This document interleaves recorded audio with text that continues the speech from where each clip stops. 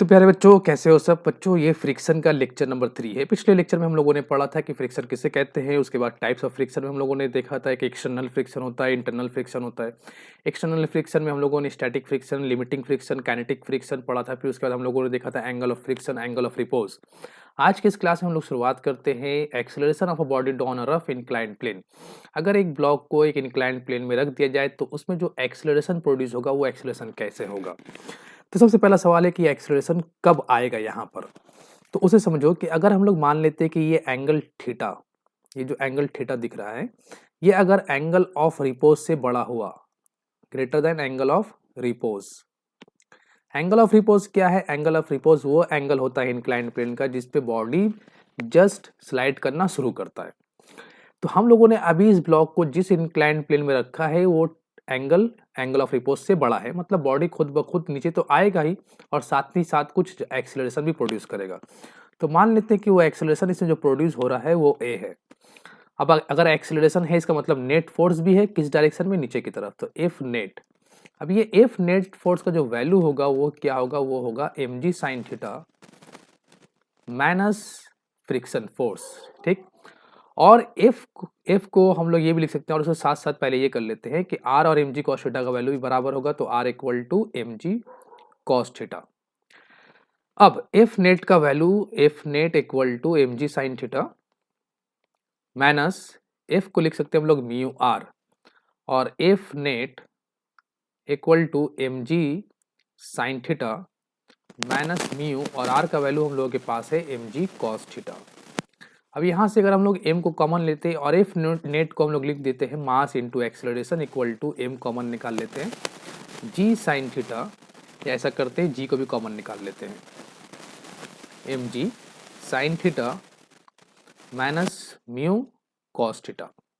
अब यहाँ से अगर हम लोग m को कैंसिल कर लेते हैं तो एक्सेलरेशन इक्वल टू हम लोगों को मिलेगा g ब्रैकेट के अंदर sign theta minus mu cos theta. ये एक्सेलरेशन ब्लॉक में किस वक्त आएगा? जब थीटा का वैल्यू एंगल ऑफ रिपोज से बड़ा होगा। अब यहाँ पर नोट करने वाली बात यह है कि एक्सेलरेशन जो होगा वो हमेशा लेस देन जी होगा, एक्सेलरेशन ड्यू टू ग्रेविटी से कम होगा इंक्लाइंड प्लेन के केस में। इसे आप लोग ध्यान में रखना। हमारा अगला टॉपिक है force required to move a body up a rough inclined plane. ये एक इंक्लाइंड प्लेन है, इसके ऊपर एक ब्लॉक रखा गया है जिसका मास है m, और इस ब्लॉक को अगर हम लोग ऊपर की तरफ खींचना चाहते हैं तो हम लोगों को कितना फोर्स अप्लाई करना पड़ेगा इस ब्लॉक को ऊपर की तरफ ले जाने के लिए। तो सबसे पहले ये नोट करते हैं कि ये एंगल थीटा कितना होगा। तो ये थीटा जो वैल्यू है ये less than angle of repose है, मतलब inclined plane less than angle of repose. तो इसका मतलब ये हो रहा है कि ये इंक्लाइंड प्लेन जिस एंगल पे बनाया गया है वो एंगल ऑफ रिपोज से कम है। तो इसका मतलब बॉडी खुद ब खुद नीचे की तरफ स्लाइड नहीं करेगा। ये लेक्चर नंबर 2 में आप लोगों को मिल जाएगा फ्रिक्शन का, एंगल ऑफ रिपोज और एंगल ऑफ फ्रिक्शन का कंसेप्ट। तो ये एंगल ऑफ रिपोज से कम एंगल पे इंक्लाइंड प्लेन को बनाया गया है। अब यहाँ पर अगर हम लोग ऊपर की तरफ फोर्स अप्लाई करेंगे तो जाहिर बात है नीचे की तरफ एक फ्रिक्शन फोर्स एक्शन में आ जाएगा, और दूसरी बात mg का एक कंपोनेंट mg sin थीटा भी इस डायरेक्शन में एक्ट कर रहा है नीचे की तरफ अलोंग द इंक्लाइंड प्लेन। तो अब हम लोग एफ अप्लाइड का वैल्यू अगर चेक करते हैं तो मिनिमम फोर्स जो अप्लाई होगा वो कितना होना चाहिए? तो जाहिर बात है वो mg sin theta plus friction force के बराबर होना चाहिए, और दूसरा r और mg cos थीटा तो एक दूसरे को बैलेंस कर ही रहा है, r equal to mg cos theta. अब F applied equal to mg sin theta, कम से कम तो ये फोर्स देना पड़ेगा, क्योंकि अगर इससे कम फोर्स देंगे तो फिर ये बॉडी ऊपर की तरफ नहीं जाएगा, क्योंकि नीचे की तरफ दो फोर्स है, एक mg sin थीटा और एक फ्रिक्शन फोर्स है। अब F applied equal to mg sin theta plus mu, R का वैल्यू mg cos थीटा। अब अगर हम लोग यहाँ से mg को कॉमन निकाल लेते हैं तो ब्रैकेट में आ जाएगा sin theta plus mu cos theta. तो ये हम लोगों का एफ अप्लाइड का वैल्यू निकल चुका कि कितना मिनिमम फोर्स हम लोगों को अप्लाई करना पड़ेगा एक ब्लॉक को इंक्लाइंड प्लेन में ऊपर की तरफ मूव करने के लिए।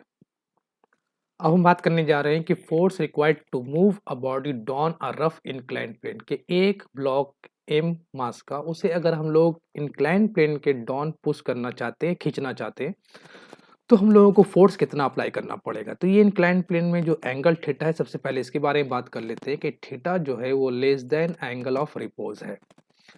एंगल ऑफ रिपोज से छोटा है, तो जाहिर बात है ये ब्लॉक खुद ब खुद तो नीचे की तरफ मूव नहीं करेगा, हमें एक फोर्स अप्लाई करना पड़ेगा। तो हम लोग मान लेते हैं कि हम लोग जो फोर्स अप्लाई कर रहे हैं वो फोर्स ए अप्लाइड। अच्छा, ये जो ब्लॉक का कंपोनेंट तोड़ते हैं, ये मास mg है, अगर ये एंगल थीटा है तो ये भी थीटा होगा, तो ये बनेगा mg cos थीटा और ये बन जाएगा mg sin थीटा, और mg cos थीटा के ऑपोजिट में एक रिएक्शन फोर्स है r। चूंकि थीटा एंगल जो है वो एंगल ऑफ रिपोज से छोटा है, इसलिए ये ब्लॉक खुद ब खुद नीचे की तरफ स्लाइड नहीं करेगा।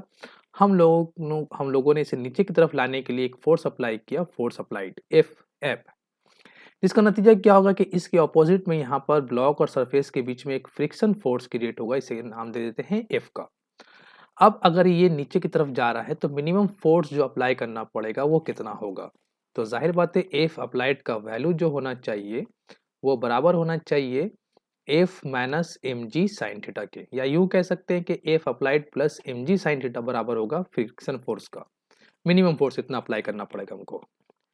अब यहाँ पर एफ को हम लोग लिख सकते हैं mu R minus m g cos m g sine theta, और आर का वैल्यू हम लोग को दिख रहा है कि वो एम जी कॉस थीटा के बराबर है। यहाँ लिख लेते हैं कि R equal to m g cos theta है। तो इस आर का वैल्यू अगर यहाँ पर पुट कर लेते हैं तो mu m g cos theta minus m g sine theta. अब अगर हम लोग एम जी को कॉमन निकाल लेते हैं तो mu cos theta minus sine theta, ये एफ अप्लाइड का वैल्यू हम लोगों को मिला कि एक ब्लॉक को अगर नीचे की तरफ हम लोगों को पुश करना है या खींचना है तो हम लोगों को मिनिमम फोर्स कितना अप्लाई करना पड़ेगा, उसका वैल्यू होगा m g mu cos theta minus sine theta के बराबर होगा। Work done in moving a body over a rough horizontal surface, अगर किसी एक ब्लॉक जिसका मास है m, अगर उसे हम लोग एक हॉरिजॉन्टल सरफेस में मूव कराना चाहते हैं तो मिनिमम वर्क करना पड़ेगा। और क्यों करना पड़ेगा? जवाब इसका ये है कि जब भी हम लोग किसी ऑब्जेक्ट को किसी सरफेस के ऊपर पुल या पुश करते हैं तो फ्रिक्शन फोर्स एक्शन में आ जाता है, और हम जानते हैं कि फ्रिक्शन फोर्स एक ऑपोजिंग फोर्स है। तो जाहिर बात है इस ब्लॉक को मूव कराने के लिए हमें कुछ ना कुछ वर्क तो करना ही पड़ेगा। वो वर्क कितना होगा तो उसे हम लोग देखते हैं। सबसे पहले यहाँ पर ये ब्लॉक जो रखा हुआ है इसका एक वेट नीचे की तरफ mg एक्ट करेगा, और नतीजे के तौर पर एक रिएक्शन फोर्स r यहाँ पर आ जाएगा। अब एफ अप्लाइड का जो वैल्यू है वो मिनिमम कितना होना चाहिए, तो एफ अप्लाइड का जो मिनिमम वैल्यू होगा वो बराबर होना चाहिए इस फ्रिक्शन फोर्स के बराबर होना चाहिए। और F equal to friction force को हम लोग लिख सकते हैं म्यू आर, और F इक्वल टू लिख सकते हैं म्यू एम जी। ये हम लोगों का अप्लाइड फोर्स का वैल्यू है, इससे कम अगर हम लोगों ने अप्लाई किया तो ब्लॉक मूव नहीं करेगा। अब मान लेते हैं कि इस फोर्स के अप्लाई करने से ब्लॉक में जो डिस्टेंस हुआ वो s डिस्टेंस हुआ, तो कितना वर्क हम लोगों ने किया, तो वर्क इक्वल टू होता है फोर्स अप्लाइड इनटू डिस्टेंस, और एफ अप्लाइड का वैल्यू जो है वो म्यू एम जी है, तो mu m g S that is work done to move a block over a horizontal surface, और वो हॉरिजॉन्टल सरफेस कैसा है, रफ है, तो इसलिए इसमें फ्रिक्शन फोर्स एक्शन में आया। तो ये हुआ वर्क डन।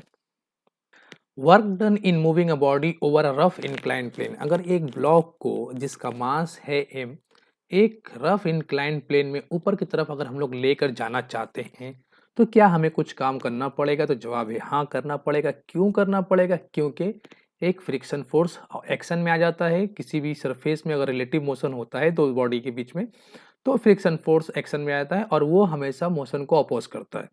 लेकिन यहाँ पर जो वर्क डन का वैल्यू है वो उसे सिर्फ फ्रिक्शन फोर्स अपोज नहीं कर रहा है, जो हम अप्लाइड फोर्स करेंगे उसे मूव कराने के लिए ब्लॉक को, उसका उस फोर्स को सिर्फ फ्रिक्शन फोर्स ही अपोज नहीं कर रहा है बल्कि mg sin थीटा भी अपोज कर रहा है। हॉरिजॉन्टल में ऐसा कुछ नहीं था, हॉरिजॉन्टल सरफेस में हम लोगों को सिर्फ फ्रिक्शन फोर्स के अपोज में फ्रिक्शन फोर्स को ओवरकम करने के लिए फोर्स अप्लाई करना पड़ा था।